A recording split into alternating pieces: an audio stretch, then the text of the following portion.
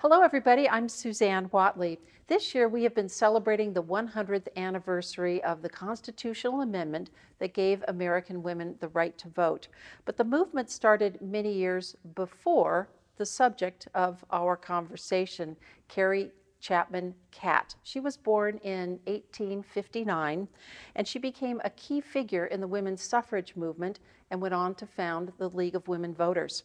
She was also a relative of my guest, Barbara Robison, who has written a book about Carrie. It's entitled Victory with Valor. And I'm so happy to have an opportunity to talk with you, Barbara, about the book and about your ancestor. Well, it's really a pleasure to be here. Like the subject of our conversation, Barbara was born in Wisconsin and she sought higher education in Iowa. She got a degree from the University of Iowa, and that was in home economics and dietetics. And she went on to a career as a director of consumer affairs for Sunkist growers. She wrote consumer education materials, also news releases. She even wrote a couple of cookbooks for Sunkist. Now she has branched out into biography. Barbara, how did you learn about your illustrious ancestor, Carrie Chapman Catt, and her place in history? Well, when I was a child, I heard about her from my family because she was very well known throughout America. And so my mother and my father told me about her. In fact, my mother even suggested that I write to her. But unfortunately, like so many children, the letter never got written. I wish it had been. But anyway, then later I decided to do some research about her, and I found that she was a very fascinating lady. Tell us a little bit about Carrie Chapman Catt's upbringing.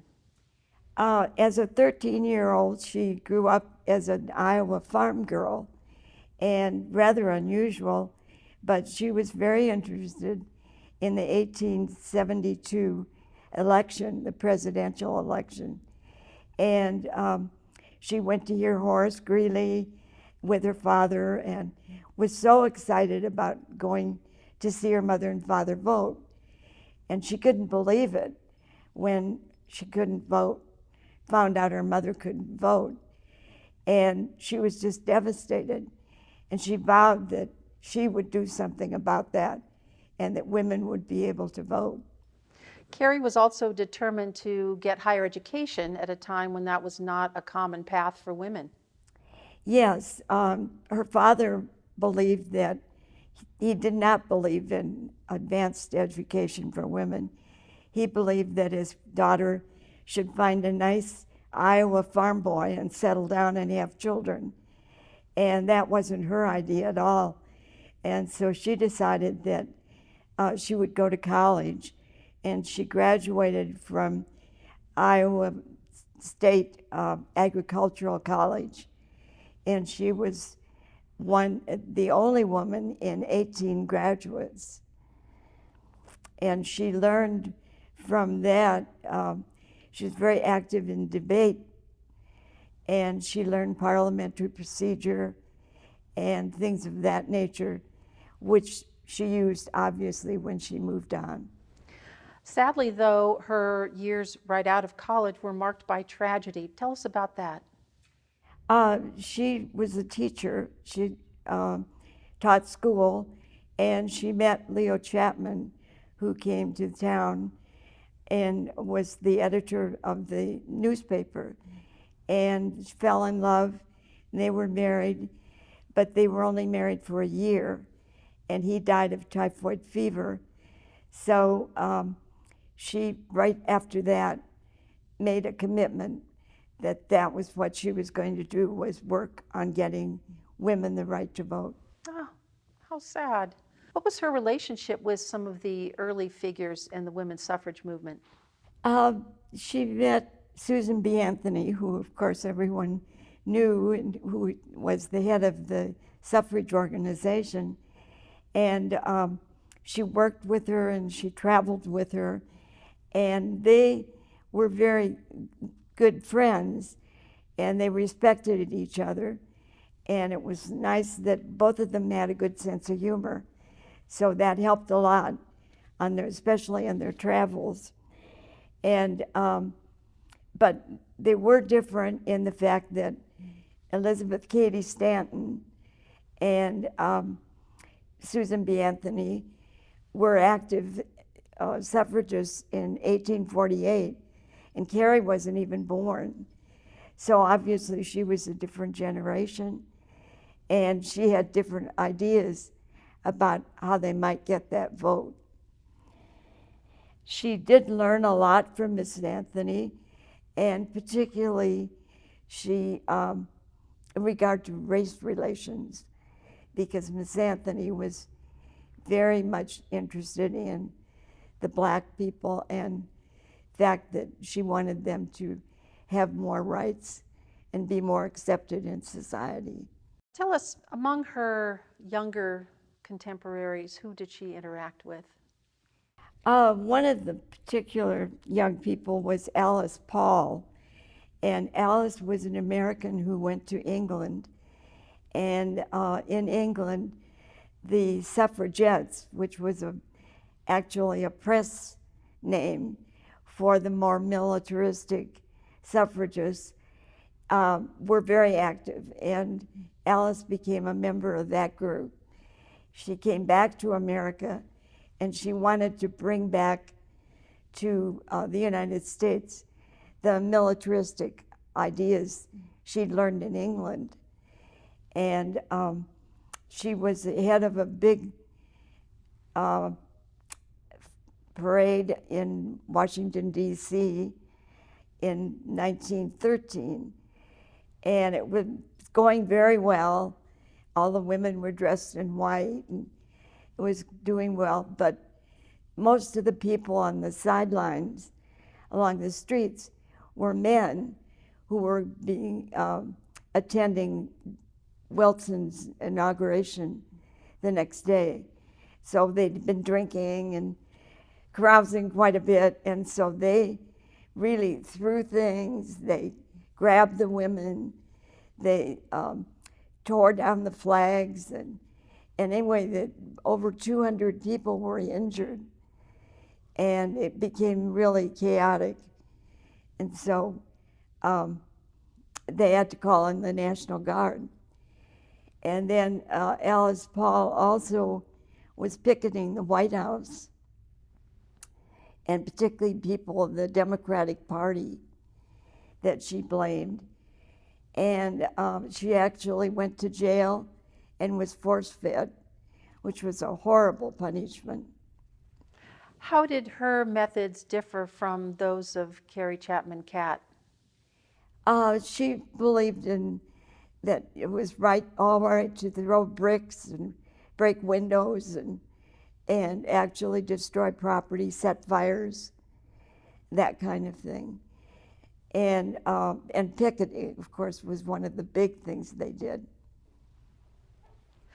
I'm speaking with Barbara Robison. She is the author of the autobiographical novel Victory with Valor, about an illustrious ancestor of hers, Carrie Chapman Catt. Barbara, how did Carrie get into the international scene?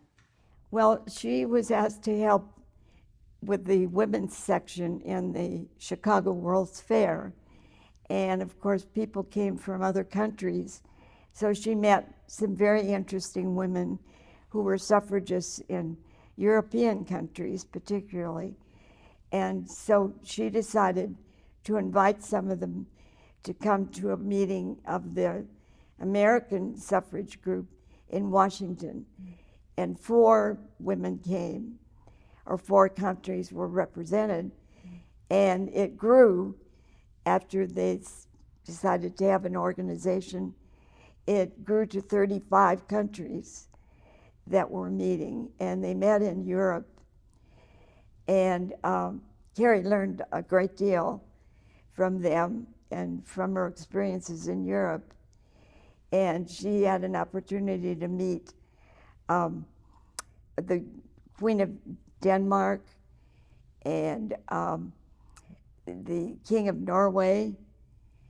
And she also met, after the World War I, Mussolini. And so those were experiences, of course, that were very unusual and meant a lot to her.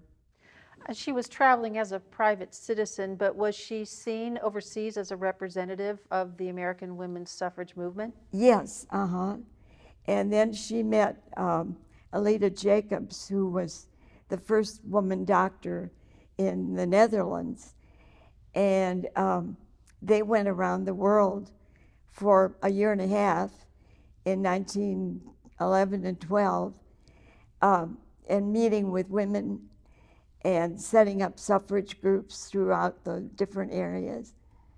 When Carrie returned to the United States, she took a page out of the men's political playbook. Why don't you tell us about that?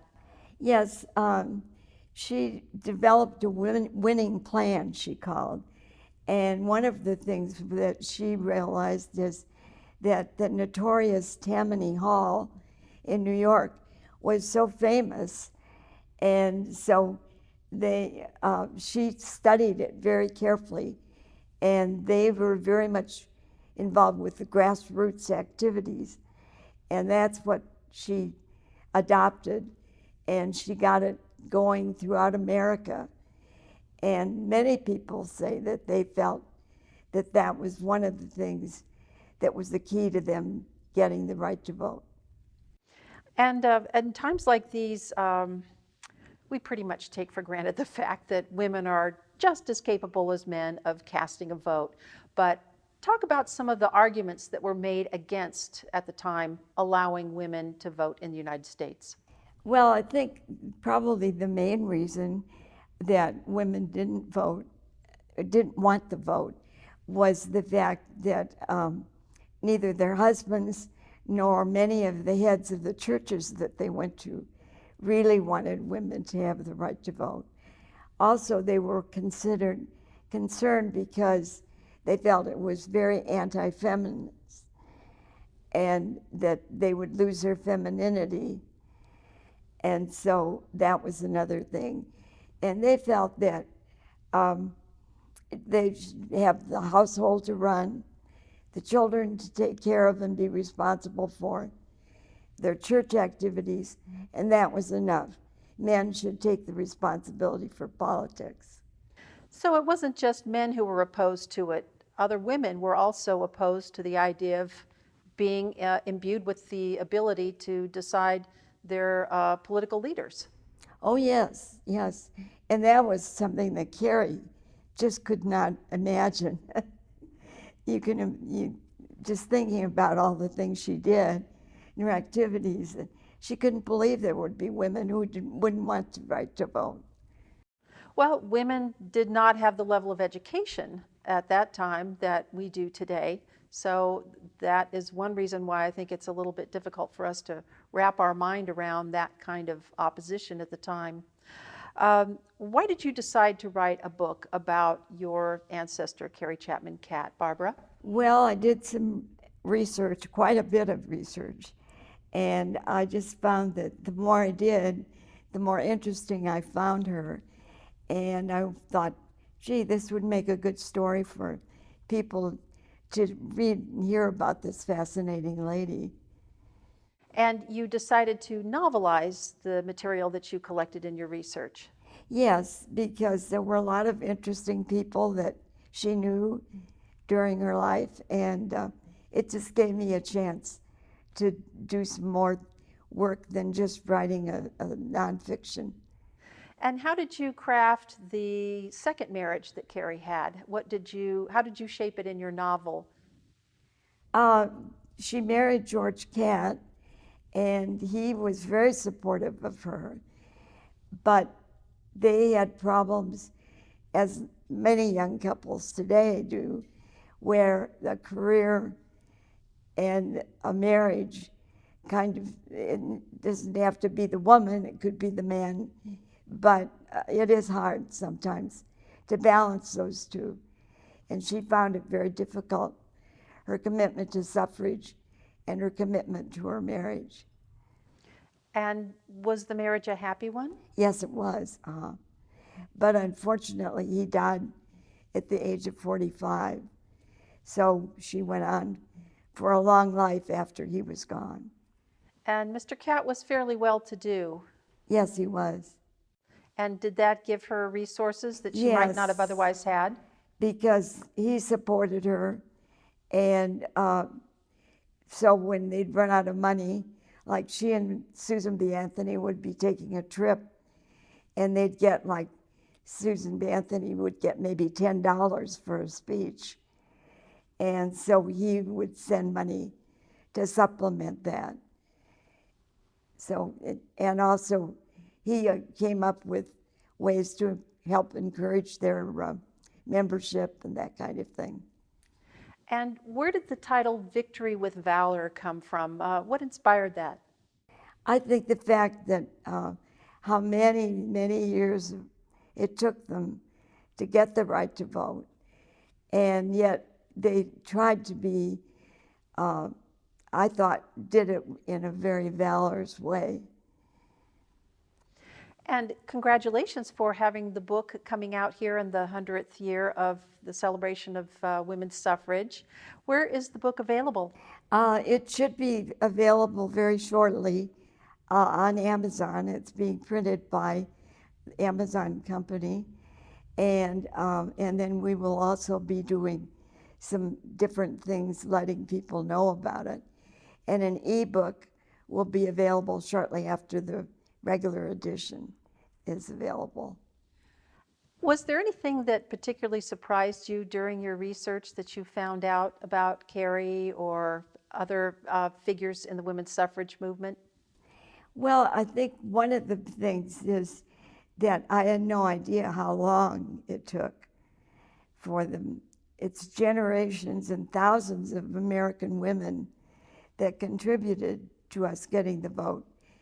And then the other thing is, I think, is I learned a lot about the mechanics of getting an amendment to the Constitution. And people so glibly talk about, oh, we'll have an amendment on this, we'll have a new amendment on that.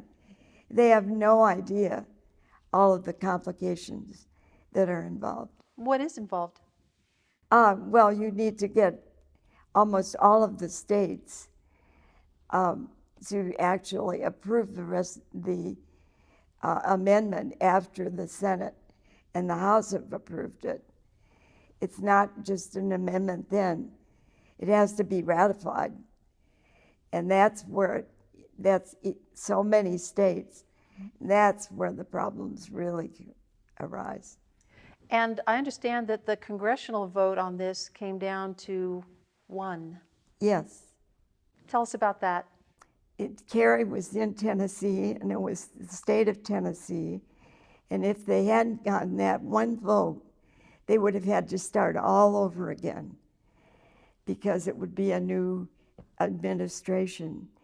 And so it was a junior senator from a farm area in Tennessee, and he voted because his mother wrote and said, please vote for this for Mrs. Catt. Do what your mother says. Yes, that's what, and he did say that. He said, I did what my mother told me to. So talk about the founding of the League of Women Voters. Carrie realized that they were going to get the vote, and they had this very big organization that she felt it was a shame to disband it because they had all these women all across the country. And she felt that next to getting the vote was for women to be educated on parliamentary procedure, what went into making a law, and the different branches of government, all of those things. So she recommended that they change the organization to the League of Women Voters. And they went along with it, and it's still a very successful organization today. I'd also like to ask you about the craft of writing. I think a lot of people have this notion that I've got a book in me, I'd like to write something. How did you go about deciding to write a book, and what was your process? Oh, well, I think I started out with research, And I loved research, and it took a long time. I was very involved in that. And then finally I said to myself, you know, you've got to quit the research, and if you want to actually write something about this, let people know what you found, you better get busy. And so I took some classes, I joined some writing groups, and I would certainly recommend that to anyone because it's very encouraging to go to meet with other writers. And so would you read some chapters to your fellow writers and get feedback? Yes, I imagine you have to have a little bit of a thick skin, though, if you're going to get some honest critiques from them. Well, I think that's the thing. You have to go in with the feeling that you're there to learn, not to just read something and get approval for it. And you have to take a completely different attitude when you go to writing groups. And how does it feel to have completed this and now are seeing it to publication? I can't believe it. It's been so long. I never thought that this would really come. When did you start it? Oh, gosh, I think I've been working on it like 15 years or something like that. Forever, it seems like. I'm so glad that you had an opportunity to thoroughly research your subject, Barbara. Anything else that you'd like to add, or any stories about Carrie that we didn't touch on? No, I just hope that people will find the book and enjoy this story about a fascinating lady. And the book, Victory with Valor by Barbara Robison, is available on Amazon. Thank you so much, Barbara. Oh, thank you. I really enjoyed this.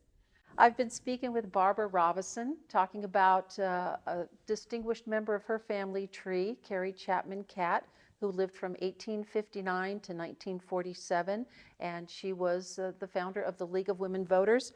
Also, she was a leader of the National American Women Suffrage Association. Had to make sure I got that name right. And we are celebrating the 100th anniversary of the constitutional amendment that allowed American women the right to vote. This has been a great conversation, Barbara. Thank you. And good luck with the book sales. Thank you. And thanks so much for joining our conversation today.